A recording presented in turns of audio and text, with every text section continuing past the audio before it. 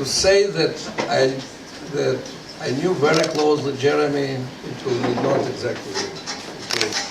It's true that Lisa, and Jeremy, we are always very, very positive in being involved in practical any Jewish cause, and definitely with the cause of Soviet Jewry. But there were so many people. It's true that Shachar played with me chess very successfully, and by the way, really very successfully. And it's true that from time to time, when we met in those dramatic last years, Jeremy, I asked him, I was very careful, I didn't know what really I should ask and what I should not. But the way how he responded always, with his positive attitude, his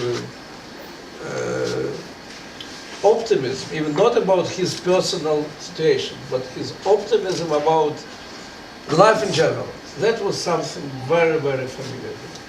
And that's why when I was asked to speak about challenges, or how in these difficult moments you can enjoy the life fully, so I decided that I have something to say. I can't say that I was in the same situation with Jeremy, but I think in those moments that I was talking to him, I understood how he feels. And that's what I want to share with you. That, look,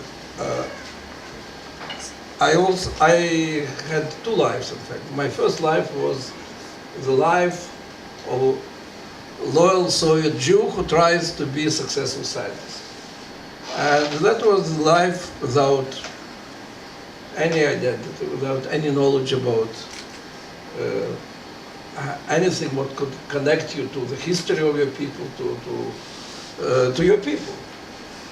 But that was also the life when you know that you're a Jew, because that is what is written in the idea of your parents. And so the main message of your parents is that you must be the best in your profession. You must succeed as a scientist, or as a chess player, or as a musician, or as a dancer. It almost doesn't matter what, but because you're a Jew, you have to succeed in your profession. But that was all. That was the only meaning of life. You have to survive in spite of being Jewish. So to be Jewish is like to have a very problematic disease. You were born with this disease, you can do nothing with this. There is nothing good in it. But so with the help of running away into the ivory tower of science or arts or something, that maybe will help you to protect you to some extent. And in fact, that the only value of life was physical survival. That's it. So there was no meaning in the life except for physical survival. And that's why, of course, to think about fighting for freedom or fighting for anything except of your professional success, there was no sense in it, no meaning. And then was the other life, the life of the person who discovered his identity, history that he wants to be part of it, people that he really enjoys solidarity and wants to feel himself part of this people, and the country, Israel. And then you have suddenly you have this unique feeling that there are things which are more important than physical survival, which are bigger than immediate life between your birth and death. There are something else, what is really very important to you. And then when I moved to this situation of being arrested and you're given the choice, the choice is very simple, that you will be sentenced to death. It's impossible that you will not be sentenced to death, because the thing that you're accused of, always in our history, are punished only with death. And the only way that you can stay alive is to say publicly that we are right and you're wrong. Zionism is wrong and so on. And you have to explain to yourself why not to choose life. And they're explaining you all the time what a great life you can have, and you're such a talented scientist, and you have such a beautiful wife waiting you in Israel. The last, of course, was right. And many other things that they try to explain you how good life is. So what what you are going to give away your life. And you have to explain to yourself why not really to choose the option. And you know very well, you feel very well, that there are things which are more important than physical survival. That it is so important for you to stay in that history that you became part of and you want to remain. And to be in contact with your people and to feel yourself part of this historical struggle. And you really, so you cannot promise yourself that you will survive physically. But you can promise yourself that all the life that you will have as a free person and part of this unique Jewish chain of generations. And more than this, you feel this connection. Well, of course, I couldn't, Jeremy, enjoy the world of Talmud, and he, from the few conversations which I had with him, I very quickly understood I cannot really keep this conversation with him, because he was a scientist, but he was also the man of the world of Talmud. So he really could feel it, and that's why I think that he could have in these days of thinking about the eternity of life in comparison with the physical end, he probably had some other visions than I. But I was restricted in the Soviet prison, the Fortov prison, where I, for a year and a half, had interrogations. And for a year and a half, they were trying to do everything that I'll think all the time about death. And I had the opportunity to read the unique library of Fortov. It was really unique by Soviet standards, because it was the library where there were unique volumes of classic literature confiscated from all those who were sentenced to death in Stalin's times. So some of the best libraries of intelligentsia were there, books which you will not find in the Bukinik shop. So these were, and by the way, and also not like in the camp after the sentence. At the time while you're under interrogations, you're permitted to use books from the library.